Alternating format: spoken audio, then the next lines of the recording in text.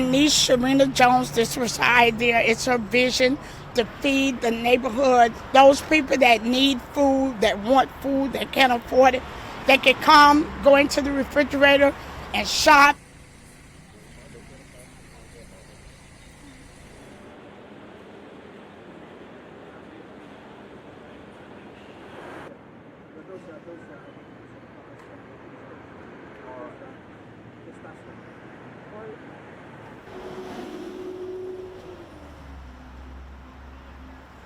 There's beans, there's rice, there's snacks, each and everything they need to get through the day. And so that's what she wanted to do. She said she saw it somewhere else, and she couldn't sleep until she found a refrigerator.